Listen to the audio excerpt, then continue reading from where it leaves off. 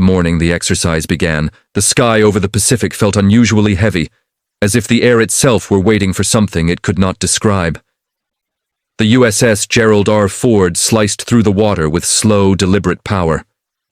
On its deck, the F-18 Super Hornets gleamed under the pale sun, their metal skins still carrying the chill of night.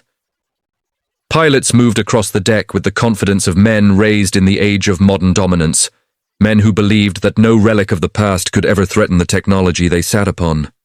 Among them was Lieutenant Mark Easton, one of the youngest pilots aboard, yet already a name whispered with a mix of respect and caution. Easton had a reputation for flying like he feared nothing, like the sky bent to him, and not the other way around. He joked that anything slower than Mach 1 belonged in a museum. That morning, he repeated the joke to the deck crew, laughing as he strapped into the cockpit. His voice carried across the deck as he spoke through his comms. He asked if the British warbird they were scheduled to face would even make it off the runway. Someone on the radio laughed and said the Hawker Hurricane might dissolve if they flew too close behind it. Another voice chimed in, calling it a canvas kite from a history book, a plane that only existed so schoolchildren could draw something simpler than a Spitfire. They didn't know that someone else was listening, someone waiting overseas, standing beside the hurricane like a guardian beside a grave. The exercise had been designed as a symbolic demonstration, a reenactment, nothing more. The British RAF had restored a Hurricane Mk-11 to pristine condition down to its original carburetor, fabric-covered wings and wooden propeller. It was meant to be a living museum piece, a salute to history. A reminder of the pilots who fought in the Battle of Britain with machines made of canvas, steel, and courage. But Easton didn't care about symbolism, he cared about challenge. And he saw none in the hurricane. The flight plan called for a simple intercept demonstration. The F-18s would simulate an approach on the hurricane, let it perform a few evasive maneuvers, and then break off. Cameras would capture everything for a historical documentary airing on the BBC. But something about the briefing felt strange, even before the first jet took off. Some of the older RAF officers stood quietly in the corner of the hangar, exchanging glances that did not match the excitement of the younger crews. They knew stories. Stories never written in books, stories never filmed, stories held only in the memories of the few surviving men who had flown Hurricanes not as restored machines, but as weapons of last hope. The British liaison, squadron leader Rowan Hayes, watched Easton from a distance. Hayes had flown countless jets in his career, but he had a reverence for the hurricane that bordered on spiritual. He walked toward Easton as the young pilot climbed into the cockpit. Hayes spoke in a calm, steady voice. He told Easton to show respect. Easton laughed. Respect for a museum piece? Hayes didn't smile. He said some aircraft were more than metal. Some carried things inside them long after their pilots were gone. Easton dismissed him, eager to launch. Minutes later, the deck vibrated under his jet as the catapult fired. The F-18 shot into the sky with a roar that split the morning in half. The second F-18 followed. Their contrails twisted together in the cold air as they climbed toward the rendezvous point. Over the radio, Easton joked that he hoped the hurricane pilot brought binoculars, because by the time he saw them, the exercise would already be over. The laughter echoed again. None of them understood how wrong they were. The hurricane was already airborne, departing from a small auxiliary airstrip on the British test range. The pilot, identified on paper as Captain Lionel Barron, maintained steady altitude. But those watching from the ground noticed something off. The hurricane's movements were too smooth, too precise. Like a creature returning to a home it remembered intimately. Barron didn't respond to calls from the tower. Technicians signaled again. Still nothing. Squadron leader Hayes stood behind them, his stomach tightening. He asked what frequency they were contacting the pilot on. They showed him. Hayes quietly shook his head. He said that wasn't the hurricane's frequency. Not originally. Not during the war. Before anyone could question him, the hurricane banked sharply into the sun, climbing with a grace that made grown engineers stare. Its propeller shimmered, its wings hummed, and for a second, just one fleeting second, Hayes thought he saw a shadow inside the cockpit that didn't match Barron's shape.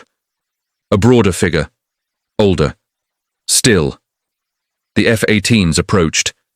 The ocean shimmered under them like molten glass. Easton locked onto the Hurricane visually and scoffed. It looked small, fragile, out of place in the age of supersonic dominance. He radioed a mocking greeting. No response. He said maybe the pilot had fallen asleep. Again, no response. The Hurricane held steady, as if waiting. Easton accelerated. The two aircraft closed the distance. The Hurricane's silhouette grew sharper. Easton noticed the plane wasn't vibrating the way restored piston fighters usually did. Its propeller spun with a strange consistency. Its exhaust stacks pulsed rhythmically. It looked alive in a way he couldn't describe. He flew past it once, looping around in a playful roll. The Hurricane didn't react. Easton smirked and prepared to do it again. That's when the air changed. A pressure shift swept across his canopy, like warm air pushing from behind. His instruments flickered. His vision blurred for a moment. Delaney's voice from the second F-18 asked if he felt that. Easton confirmed. Before they could analyze it, the Hurricane moved. It rolled gently, dipping its left wing. Then, with a sudden, calculated precision, it dove beneath them. Easton scoffed. He said the pilot was trying to be dramatic. He dove after it. The Hurricane should have lost energy immediately. It didn't. Easton tried to match its turn. His jet groaned under the sudden stress. The Hurricane held the arc effortlessly, as if dancing on air it had mastered decades before Easton was born. Easton cursed. He pulled harder. Alarms chirped. The Hurricane surged upward again, climbing with a fluidity that made no sense for an aircraft its size. Easton accelerated to close the gap. He cut across its trajectory, preparing to simulate a guns-on lock. That was when it happened. For the first time, the Hurricane responded. It slid to the right, just inches beyond Easton's path, as if it had anticipated his move before he made it. Easton blinked.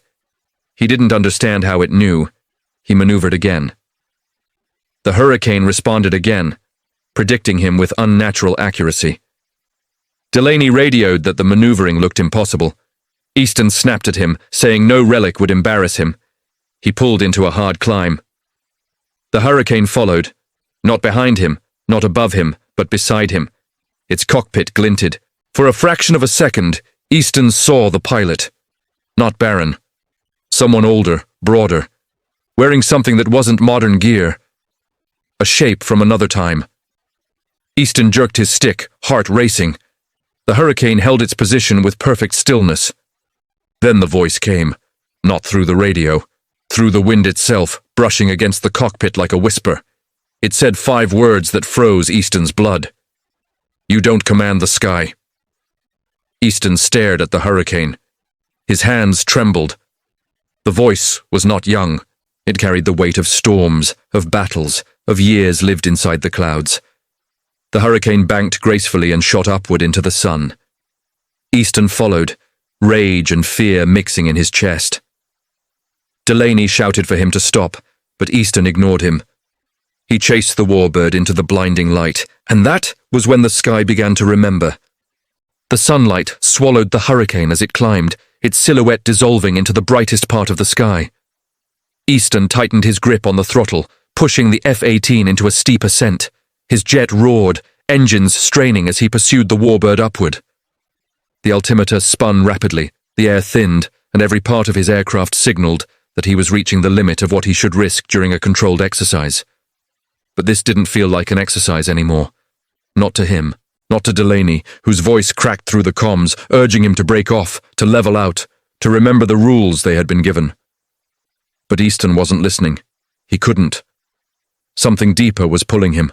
Something older, something he did not understand, yet could not resist. As he climbed, the glare of the sun intensified until he could barely distinguish the sky from the light. He shielded his eyes as best as he could, but for a few seconds there was nothing but white. Then suddenly, a shadow cut across the brightness. The Hurricane appeared again, not climbing anymore but drifting horizontally, floating at the edge of visibility like a memory forming in front of him. Easton steadied the stick, heart pounding. The aircraft shouldn't have been able to hold altitude like that. Its power-to-weight ratio didn't allow it. Its engine output was too low, its design too primitive. yet it hovered with perfect composure. Delaney's voice came again, tense and sharp, saying he was losing readings. He said the hurricane wasn't showing on radar as a solid target anymore, only as a fluctuating echo, a signal that appeared and disappeared as if the aircraft were slipping in and out of existence. Easton didn't answer. He was focused entirely on the hurricane's movements. For a moment, neither plane moved. The F-18 held its climb. The hurricane floated like it existed beyond gravity. Then, without warning, the warbird dipped its nose downward and entered a controlled dive. Easton followed instantly. The dive was violent and sudden.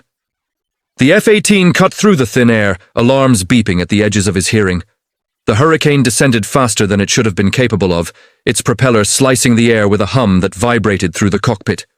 Easton chased it, pushing his aircraft harder than he ever had. His vision began to blur from the G-force. His breath came in short, tense bursts. Delaney shouted his name repeatedly, voice distorted by wind and panic. The hurricane pulled out of the dive at the perfect moment, leveling out just hundreds of feet above the ocean surface. Easton jerked back on the stick, struggling to match the maneuver. The F-18 leveled out abruptly, the jet groaning from the strain. Spray from the waves splashed upward as the jet skimmed low across the water. Easton cursed under his breath, his pulse pounding. The hurricane maintained its speed effortlessly, its wings steady. Then it did something that made Easton freeze, not naturally, not gradually. It slowed, as if held by an unseen hand, drifting until it floated directly in front of Easton's trajectory. The F-18 closed the distance too quickly. Easton's reflexes told him to bank left. He did. The hurricane moved left the exact same instant, perfectly mirroring him. He banked right. The hurricane banked right. It was no longer reacting to him. It was anticipating him. Delaney shouted that the hurricane was predicting his inputs before he made them. Easton refused to believe that, but every movement confirmed it. The voice returned. It whispered through the wind again, brushing against the walls of his cockpit, settling into his bones.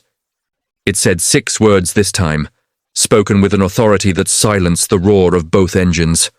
"You fly without understanding the air." Easton's stomach twisted. He shouted into the void, demanding to know who was speaking, how they were doing it. The hurricane rolled gracefully onto its side, then flipped upward into a loop so clean it looked choreographed. Easton followed, unable to stop himself. He rose toward the sky again, the loop tightening around him like a net. As he reached the apex, the hurricane hung inverted above him, canopy facing downward. For the briefest second, he saw the pilot again. The figure was clearer this time, not barren. A broad chest, a square jaw. A pilot's hood from another era. His face was barely visible, but Easton could see determination carved into the shadows. And then he saw something else. Beneath the figure, beneath the cockpit frame itself, the light shimmered in a way that did not reflect metal. It reflected something older, something that felt like memory or grief or battle-worn pride. Something that had survived decades, not because it lived, but because it refused to die. The hurricane completed its loop, sliding behind Easton's tail position. Delaney screamed that the warbird had him dead to rights. Easton snapped out of his trance and forced his jet into a desperate roll. His vision blurred again. The G-force crushed his lungs. But the hurricane stayed with him, shadowing his every movement like a predator studying prey. Easton realized something then, something that chilled him down to his bones. He was fighting the pilot, someone whose last breath had been taken by the sky, decades before he was born. Easton steadied himself. He pulled the jet upward again, trying to regain altitude and perspective. The hurricane followed like it was tethered to him by fate itself. He asked it, shouting into the wind what it wanted from him. The voice answered instantly. The word echoed in his mind with the weight of every lost pilot who had ever flown into battle with nothing but courage and canvas keeping them alive. Respect. For the air, for the ancestors, for the sky that held the memories of both. The hurricane tilted gracefully, its wings shimmered in the sunlight again. Then the voice spoke once more. Easton felt his chest tighten. He had mocked the hurricane. He had mocked the era. He had mocked the bravery of men who faced impossible odds with machines that barely deserved to fly. The hurricane banked to the right and cut across the sky in a perfect arc. Easton followed, his shame fueling him as much as his adrenaline. The aircraft approached a thick bank of clouds forming over the water. The hurricane entered it first. Easton plunged after it. Inside the cloud, everything changed. The jet engines, the alarms, even his own breathing seemed distant. The F-18 drifted weightlessly. Easton couldn't see anything. No horizon, no ocean, no cloud edges. Only swirling white. Then the hurricane emerged in front of him again. But it wasn't just the aircraft this time. For one impossible moment, Easton saw a formation around the hurricane. Dark silhouettes of aircraft, long extinct. Faded wing shapes. Propellers half visible. Pilots who weren't there, yet were. Shadows of a sky that existed 80 years ago. A sky filled with fear and hope. A sky painted by war. The hurricane led them. Not as a machine. Easton gasped. He blinked. The silhouettes disappeared. The cloud dissolved. The hurricane shot upward out of the mist, leaving Easton behind. He steadied his breathing. He steered upward again. He broke through the top of the cloud, sunlight washing over him. The sky was empty. Delaney asked if he was okay. Easton didn't respond. He stared into the stillness, heart pounding. Then he heard it. He turned sharply. The hurricane drifted into view from behind his jet, rising until it was level with him. Not threatening, not chasing, just present. And before Easton could respond, the hurricane tipped its wings, drifted backward, and vanished into the sun once more. Easton hovered in place, trembling. The sky around him felt heavier. He felt small. When Easton returned to the deck of the carrier, the world around him felt distant and muted, as if reality itself was struggling to synchronize with what he had just experienced. He barely remembered the moment the F-18 touched down, or the sound of the arresting cable catching his aircraft. His hands shook slightly as he climbed down from the cockpit ladder, not from fear, but from the overwhelming weight of something he could not yet comprehend. Crew members approached automatically to perform their standard procedures, but the look on Easton's face made them hesitate. He did not acknowledge any of them. His eyes remained fixed on the distant horizon where the hurricane had vanished, the empty sky holding more presence than the metal deck beneath his feet. Moments later, Delaney landed and rushed to Easton's side, grabbing his arm with visible fear. He asked repeatedly if Easton was injured, but Easton simply shook his head, unable to verbalize the images still flashing in his mind. The silhouettes inside the clouds, the unnatural way the hurricane moved the voice that did not come from any radio frequency. Delaney insisted they go immediately to debrief, but Easton did not move until Delaney physically guided him toward the interior of the ship. Inside the briefing room, tension pressed against every wall. Officers, technicians, and commanders filled the space, their conversations low and strained. Screens replayed fragmented footage from the flight, but none of the recordings showed what Easton had seen. No cameras had captured the ghostly formation or the shadowed aircraft drifting through the cloud bank. They only showed the hurricane disappearing into fog and reappearing behind him with impossible precision. Even that alone unsettled the officers. Squadron Leader Hayes joined via video link from the RAF base, his face stern and uncertain as he listened to the murmurs. When Easton was asked to recount the experience, he described everything openly. The hurricane's movements, the presence inside the cockpit, the voice that seemed to ride on the wind, and the moment within the cloud when the sky itself felt layered with memories. As he spoke, the room grew colder, the silence between each sentence heavier. When he described the formation of silhouettes, aircraft from another era, pilots long dead, the officers exchanged uneasy looks. Hayes was the only one whose expression suggested he believed more than Easton expected. After Easton finished, Hayes spoke carefully. He said there were stories about hurricanes doing impossible things during the war, stories told quietly in pubs or whispered at funerals. Stories of pilots who claimed someone flew with them in their final missions. Stories of hurricanes returning with damage that did not match any known engagement engines, that refused to die, even when mechanical logic said they should have. Most dismissed those accounts as trauma or folklore, but Hayes now wondered if there had always been more truth in them than anyone wanted to admit. Wexler ordered immediate psychological evaluations for Easton, but after hours of testing the results showed no signs of hallucination, oxygen deprivation, or stress-induced distortion. Easton's mind was clear, stable, and grounded, exactly as sharp as a combat pilot needed to be. That only deepened the mystery. That night, Easton sat alone on the carrier deck, staring at the horizon as the ocean breeze brushed against him.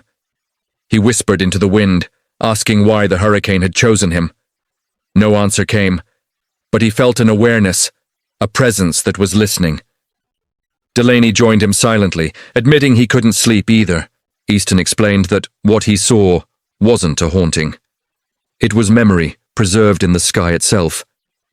He said the hurricane carried more than metal and wires. It carried a legacy that refused to be forgotten. Hours later, while most of the ship slept, Hayes contacted Wexler with something he had kept secret. The RAF chose the name Lionel Barron intentionally. Barron's grandfather, squadron leader Alistair Barron, had been one of the few hurricane aces whose aircraft was never recovered. His last radio message had been calm, almost serene. "The sky will remember us."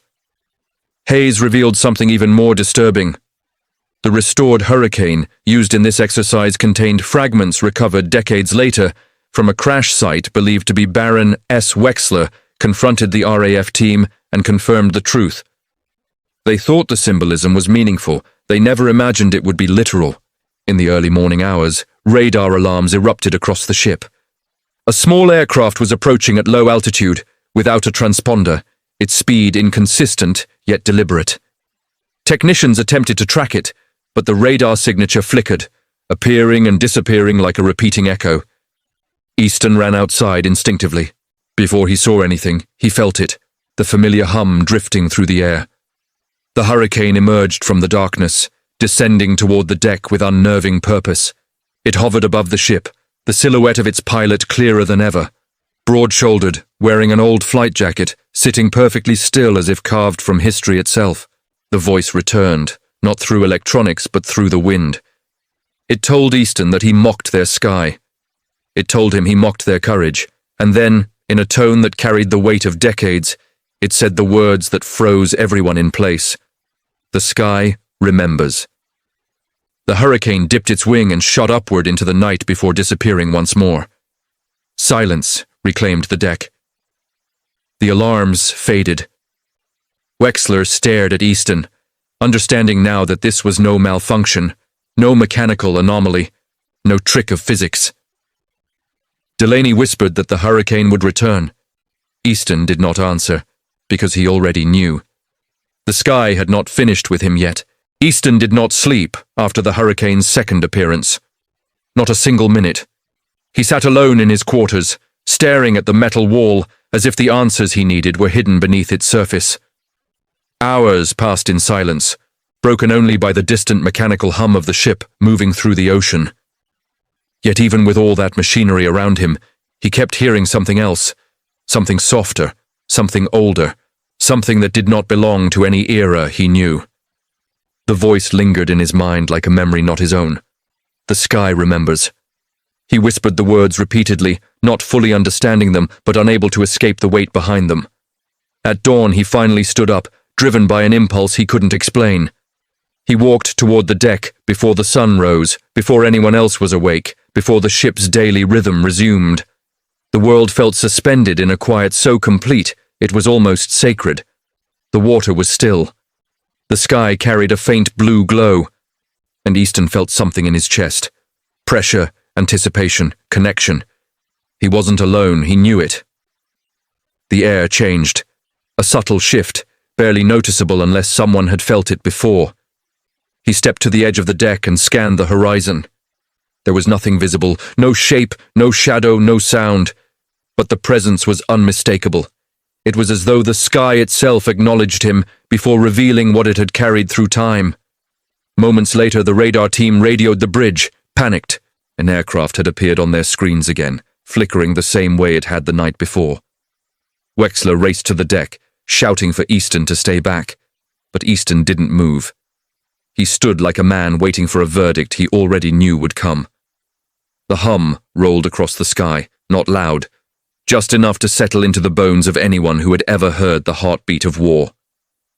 The hurricane emerged from the horizon as the first rays of sunlight broke across the ocean, its wings glowing faintly in the dawn light.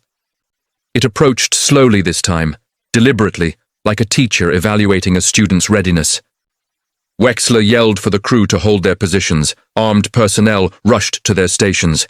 Delaney arrived out of breath, eyes wide with disbelief. The hurricane drifted closer until its propeller seemed to spin without wind, as if powered by something that was not mechanical at all. Easton felt the pressure in his chest tighten. The aircraft hovered above the deck just high enough for its silhouette to tower over him. He could see the cockpit clearly now. The figure inside was impossible to ignore.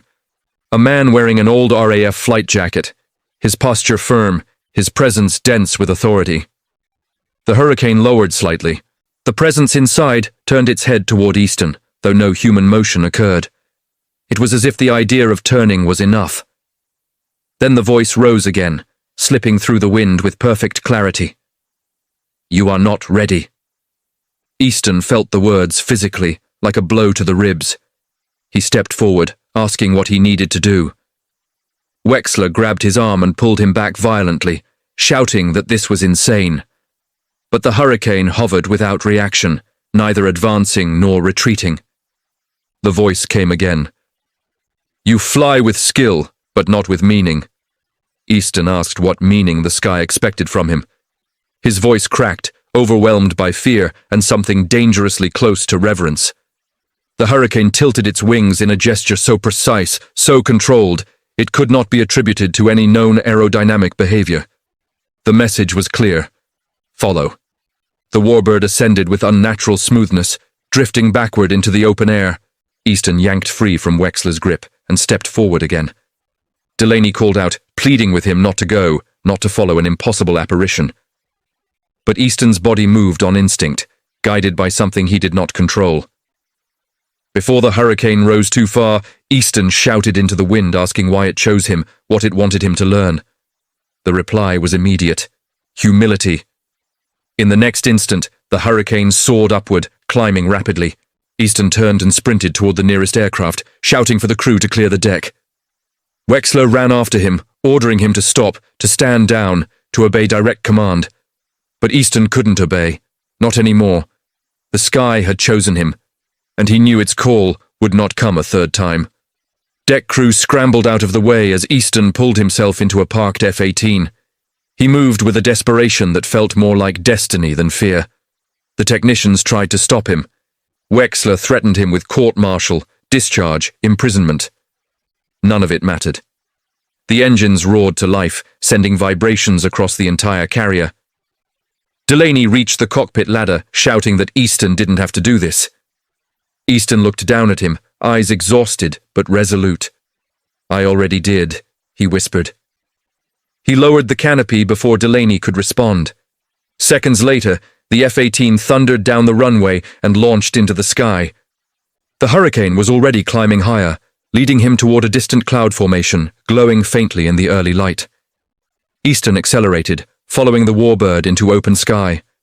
The cloud formation ahead looked strange, denser than normal, shimmering with pale gold edges as if lit from within.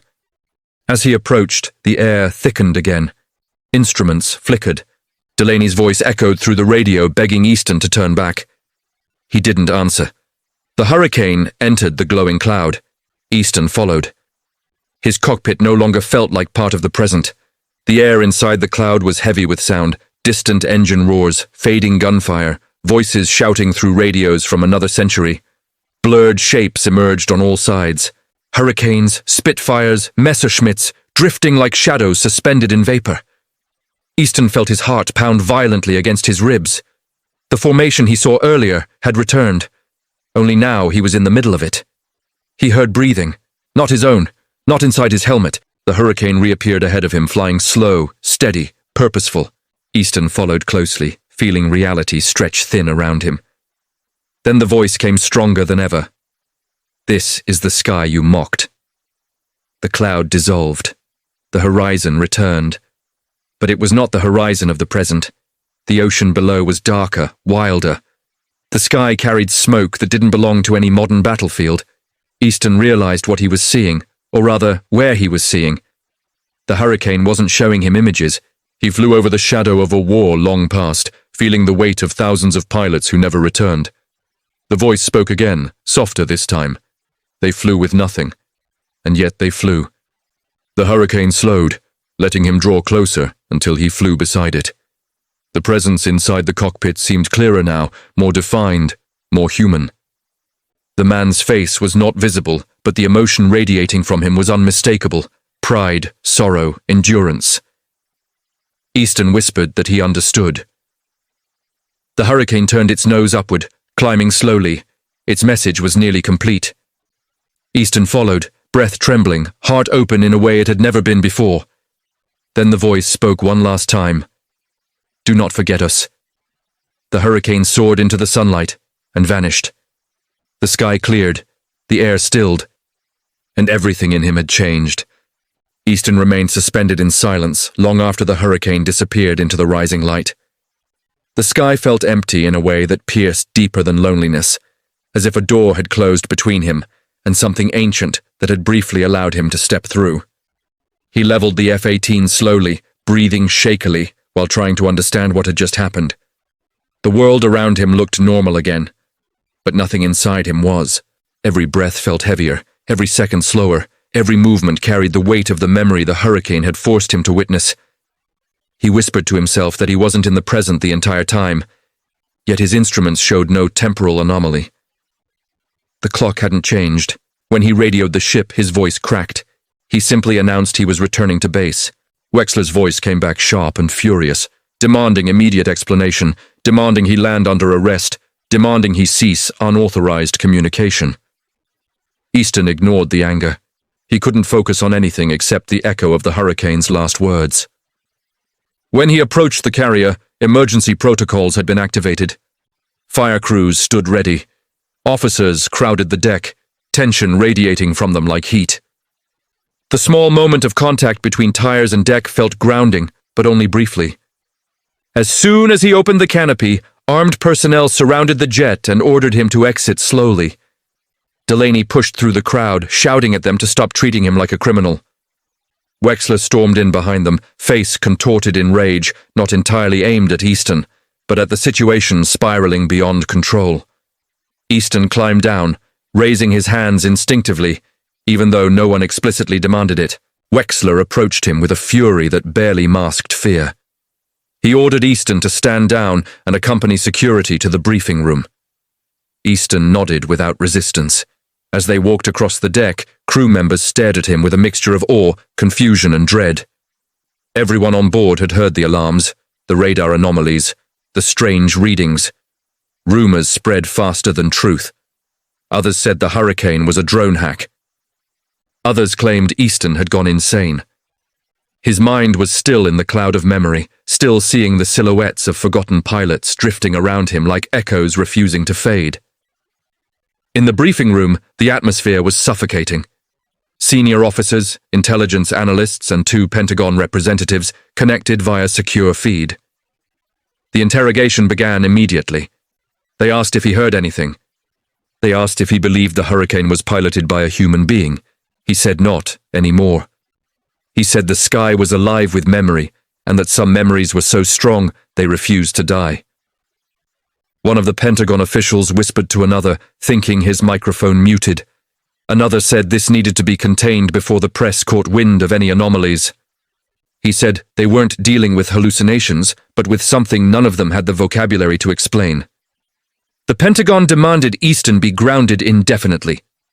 Wexler refused. For the first time in years, he looked less like a commander following protocol and more like a man forced to confront a truth he never wanted to believe. Hayes reconnected via video link, face grave, eyes heavy. He told the room that what Easton described matched testimonies taken during the war. Testimonies buried because no one wanted to admit the sky carried more than weather and birds. He said hurricanes had always carried a strange reputation among veteran pilots. They were machines born in desperation, flown by men who wrote their wills before each sortie, Machines that absorbed fear, courage, and sacrifice until those emotions soaked into the airframes themselves. Hayes said memory wasn't bound to flesh. A memory strong enough didn't die. It waited. By the end, Easton felt numb, exhausted, yet alert in a way he had never experienced. When he was finally dismissed to rest, he didn't go to his quarters. He went back to the deck. The sea was black glass, and yet, even in stillness, Easton felt watched. Delaney joined him quietly and sat beside him on the cold metal surface. He simply looked at Easton with the expression of a man torn between fear and loyalty. Finally, he asked if Easton wished he hadn't mocked the hurricane that first morning.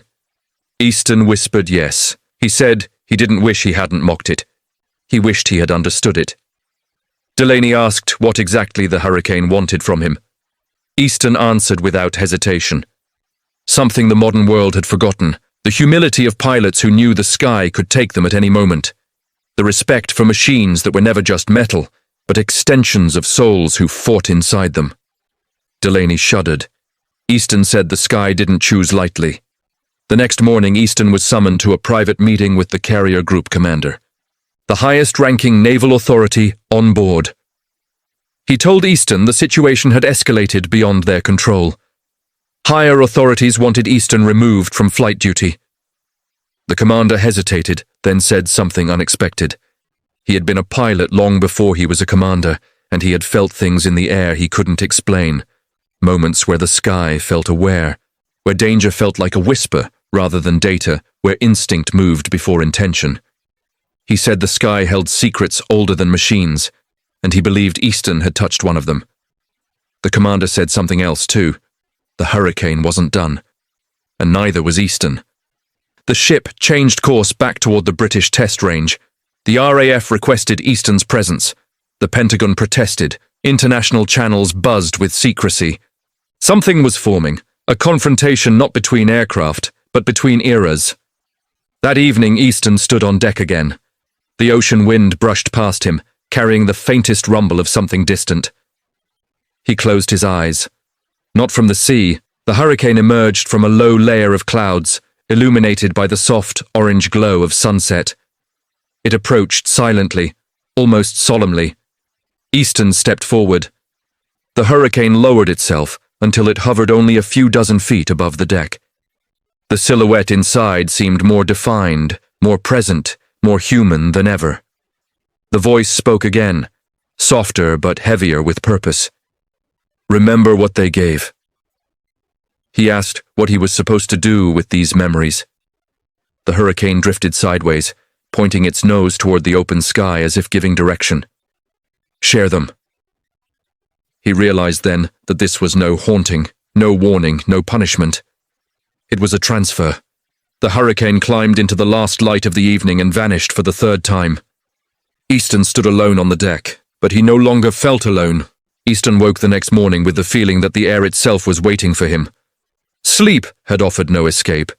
His dreams had been filled with the hum of propellers, flashes of sunlight on wings, and the faces of pilots he had never met yet somehow knew. When he opened his eyes, his heartbeat carried a rhythm that didn't belong to him, but to something older, something etched into the very sky he had flown through. He stood, feeling as if gravity had shifted slightly, as if the center of weight inside him had moved closer to the horizon. When he stepped onto the deck, dawn had barely touched the ocean. The world was dim blue, quiet except for the soft mechanical churn of the carrier slicing through water. But beneath that mechanical noise, he felt something else, a resonance, faint but growing. He wasn't surprised. The hurricane never appeared randomly. It came when it chose, where it chose, for reasons no one could dictate or predict. He walked to the railing and rested his hand on the cold metal, watching the sky gradually brighten. Wexler approached him a minute later, his footsteps heavy with a mixture of frustration and responsibility. He didn't yell this time, he didn't threaten or command. He simply stood beside Easton and stared at the horizon. After a long silence, Wexler said he had spoken again with the Pentagon overnight. They wanted Easton confined until further notice. They wanted the RAF to surrender the hurricane to a secure American facility. They wanted all personnel gagged. They wanted explanations that did not exist. Easton listened without moving. Wexler then admitted something he had not said before. He said he had seen combat. He had flown missions where he felt something watching him through the clouds, where instinct saved his life before he knew danger existed. He said the sky wasn't just a place. It was something alive in its own way. He said he didn't understand what was happening, but he believed Easton was telling the truth. Easton turned to him and said quietly that the hurricane wasn't finished. It wouldn't stop until it delivered its message. Wexler asked what message. Easton answered that he didn't know yet, only that the sky expected something from him, something he wasn't sure he could give. Before Wexler could respond, the deck alarm sounded. A crewman shouted from the bridge that an aircraft had appeared on the edge of radar detection again. The signature flickered exactly as before.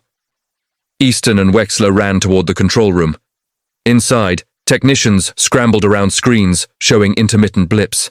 The air was thick with tension. The operator monitoring infrared feeds said heat signatures around the anomaly were inconsistent with any known engine type. Another technician insisted it was a glitch. A third argued that 3 identical glitches in 3 days meant it was no glitch at all. Easton stared at the radar. The flicker steadied for a moment, long enough for the system to capture approximate range. 7 miles, low altitude, approaching. Wexler ordered all personnel to hold fire.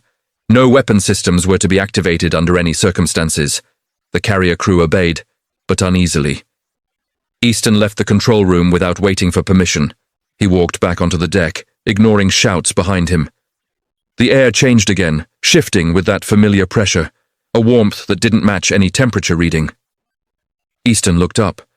For a moment, the sky seemed empty. Then he heard it. The hum. Softer than before, yet more focused, as if directed straight at him. The hurricane emerged through a thin layer of cloud, descending with a grace that defied physics. Its wings glowed faintly in the early light, as though reflecting not the sun but something internal. It flew low over the deck, slowed, and hovered. The crew froze. Even the wind seemed to pause. Easton stepped forward, unable to stop himself. The silhouette inside the cockpit was clearer than ever, no blur, no distortion. A man formed from shadow and memory, broad-shouldered, steady, calm, his features indistinct yet undeniably present. The hurricane tilted slightly, acknowledging his approach. Then the voice came again. Its tone was different, less warning, more burden. "You have seen what was." Easton swallowed hard. He whispered that he had. The voice continued. "You have carried what they carried." He whispered yes, though he didn't fully understand the weight of what he had absorbed. The hurricane drifted forward until it hovered directly in front of him. The air around him warmed. The voice came once more, heavier than before. "Now you must choose." Easton's breath caught. Choose what? The hurricane did not answer directly. Instead, its propeller slowed, its engine shifting to a deep thrum that vibrated through the metal deck beneath him. The presence inside felt closer, pressing against his thoughts. "You stand between memory and forgetting." Easton whispered that he didn't know how to carry the past. The voice replied that the past did not need to be carried. It needed to be honored. The hurricane rose slightly, then dipped its wings in a gesture that felt almost human. Then the voice grew quieter, as if retreating into the wind. "Do you fear the sky?" Easton didn't answer immediately. He didn't know if he feared it or revered it. Finally he whispered, "No." The hurricane ascended, circling upward until it hovered 50 feet above the deck. For a moment, everything was still. Then the world changed. A vibration spread across the air, faint at first, then stronger. Easton felt it in his ribs, in his teeth, in the base of his skull. The sky in front of the hurricane shimmered, bending the light like heat rising from asphalt. Crew members stepped back in fear. Wexler shouted for everyone to stay clear. Easton didn't move. The shimmering grew, forming a distortion that slowly expanded outward. It was not a portal, not a rift, something more subtle. A thinning of reality, a place where memory seeped through the surface of the present. Shapes formed inside the distortion. Faint at first, then clearer. Aircraft, Hurricanes, dozens, flying in formation, not metal, not ghostly. Something in between, as if the air itself remembered their weight and shape and resurrected them through will alone. Voices drifted across the wind, shouts, call signs, clipped radio transmissions in 1940s cadence. Easton felt tears in his eyes. He wasn't witnessing a vision, he was witnessing remembrance, not of a single pilot, not of one hurricane, but of all of them.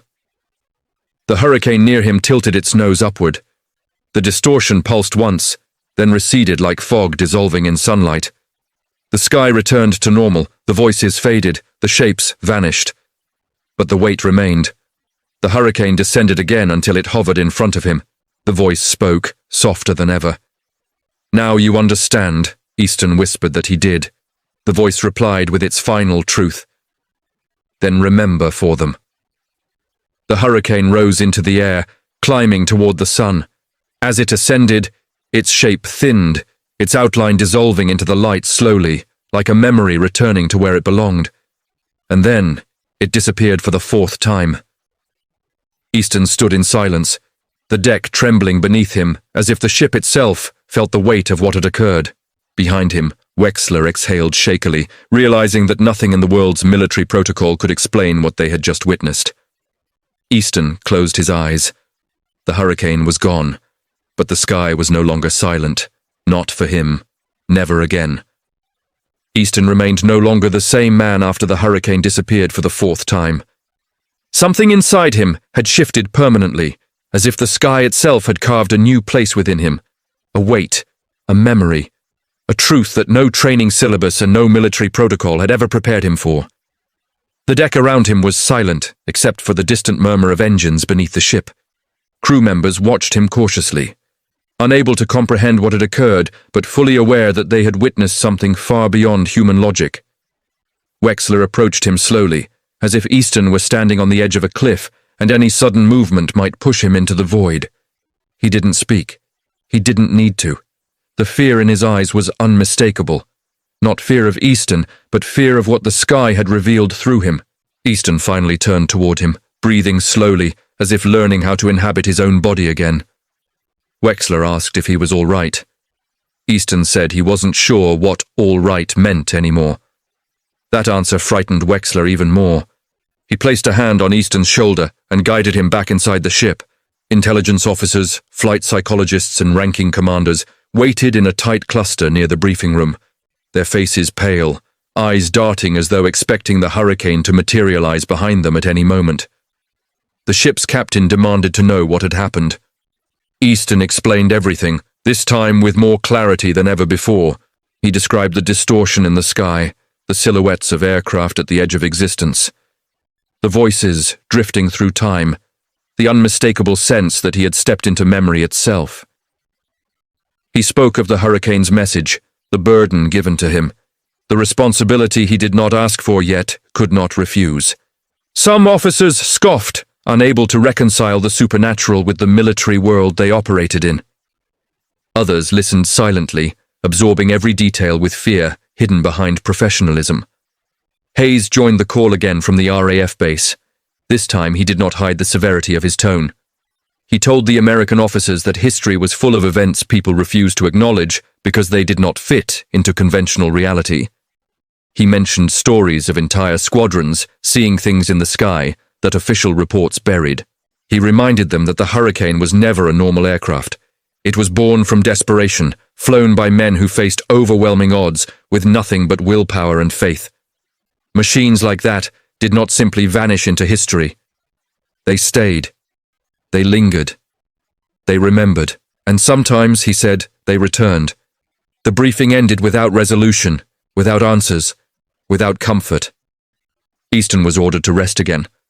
Instead, he walked back to the deck and leaned against the railing, staring at the horizon as clouds rolled in slowly. His pulse was steady, his breathing calm. Yet he felt a second heartbeat beneath his own, like a rhythm formed from memory, echoing through his chest from far beyond his lifetime. Delaney approached him quietly and asked what the hurricane wanted now. Easton said he didn't know yet. The sky wasn't done, but it was waiting. Over the next 24 hours, international pressure mounted. The Pentagon demanded Easton be removed from duty immediately. The RAF insisted he be transported to their base for further evaluation. Naval Command refused to release him until they understood the full extent of the anomaly. Rumors spread through the ship like wildfire. Some claimed Easton had triggered the phenomenon through psychic breakdown. Others insisted the hurricane was a spiritual apparition. Others thought it was an experimental British project gone out of control. None of them came close to the truth. That truth arrived at dawn. Easton stepped onto the deck alone. The sky was unusually still, as if holding back its breath. The sea moved without wind. Even the ship's engines felt muted. A strange heaviness clung to the air, the same heaviness Easton had felt before every appearance of the hurricane. Wexler ran onto the deck seconds later, shouting his name with urgency. Radar had detected something approaching again, but this time something else appeared with it. Another signature, then another, then another. Multiple flickering contacts. More than before, Easton looked at the horizon and whispered that it was time. The hum arrived first. Low, resonant, ancient. Not the sound of a modern jet, not one vintage engine, the sound of many. The sky deepened in color as faint silhouettes appeared in the distance, not sharp, not solid, but present. Easton stepped forward, heart pounding but steady. The first hurricane emerged through the clouds, the same one he had followed into memory, the same presence that had spoken to him, the same soul that no longer belonged to flesh. It descended slowly, respectfully, like a commander returning to his formation. Behind it, more shapes materialized. Hurricanes, Spitfires, the ghosts of a sky long gone, drifting between existence and memory. The crew gasped. Some fell to their knees, others backed away in fear. Easton did not move. The leading hurricane stopped above him, hovering with perfect stillness. The silhouette inside the cockpit was more defined than ever, as if the sky had decided to grant him clarity for the final time. The voice rose again, its depth echoing across the deck with clarity that made the air vibrate. Once we fought for the world, now we fight to be remembered. Easton felt tears forming, but did not look away. The hurricane lowered slightly, addressing him alone. Memory fades when the living let it fade. You will not let it. Easton whispered that he didn't know how. The voice replied with a gentleness that cut deeper than a command. Speak for us. Fly for us. Remember us. Behind the leading hurricane, the shapes of the others drifted closer, filling the sky with patterns that looked like the remnants of a lost era, reassembling itself piece by piece. Then, the voice spoke for the final time. The sky has chosen you. The formation tilted upward in unison. The blue around them brightened, as though light itself were bending toward their ascent. One by one, the shapes dissolved into the morning light, fading until nothing remained except the leader. The last hurricane hovered for a single moment longer, its presence heavy, grateful, burdened, eternal. Then it rose slowly and vanished into the sun. The hum faded. The air released its weight. The ship exhaled. Easton lowered his head. Wexler approached him but said nothing. There were no words left that mattered. Easton whispered into the wind the only answer he could give. I won't forget. The sky seemed to hear him, and for the rest of his life, whenever Easton flew, whether alone in formation during day or night, he always felt a faint warmth beside him, a resonance he could not explain, a presence just beyond sight, not haunting, not looming, guiding. The memory of a warbird that refused to die, the legacy of men who once held the sky with nothing but courage. The truth the hurricane had given him. Some aircraft fade, some pilots vanish, but some memories take flight forever, because the sky remembers. And now, Easton did too.